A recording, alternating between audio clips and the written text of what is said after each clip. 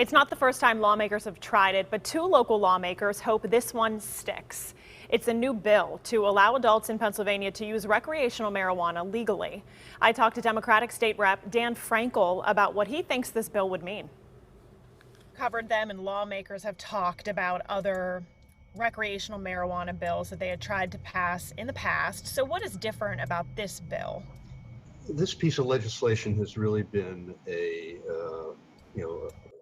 long time coming, and it's had a lot of input. So our staff has been working on this piece of legislation with my office, with Representative Wheatley's office for months. We've reached out to stakeholders. We've taken a look at the many other states who've legalized adult use cannabis to see what they've done right, what challenges they've had. And I think this is a piece of legislation that really is an incredible framework for getting this done. One of the things that was very important to us and to many of my colleagues is a social justice component, because we know that many vulnerable communities, particularly communities of color, have been victimized by our enforcement of marijuana laws with incarceration, creating obstacles for people to become employed, to get education. So we wanted to make sure that those folks are going to have an opportunity. So it includes expungement of these convictions if they've been convicted. If they're still imprisoned and it's purely for marijuana possession and use, they would be released. Why do you think alcohol is so regulated in Pennsylvania, but there is so much pushback to regulate marijuana and make Well, money off of it? it's been stigmatized over the years, and it's very difficult to overcome that. For years, marijuana has been demonized. That's changing.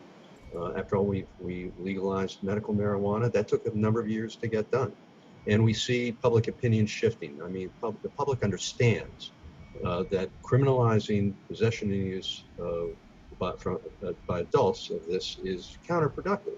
It's costing us money instead of generating money. So we incarcerate people to the tune of $40,000 a year that really shouldn't be incarcerated.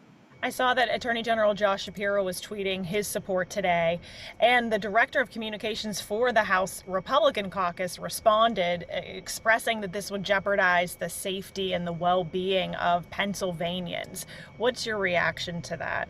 Well, with all due respect to my Republican colleagues, I know there are Republican members who support this and understand why it's important. Republicans in other states have embraced it and supported it, and we know that it makes an enormous amount of sense. So, that response harkens back to 30 years ago. Well, Rep. Frankel, thank you for your time tonight. Meghan, thank you so much, and enjoyed it, and anytime.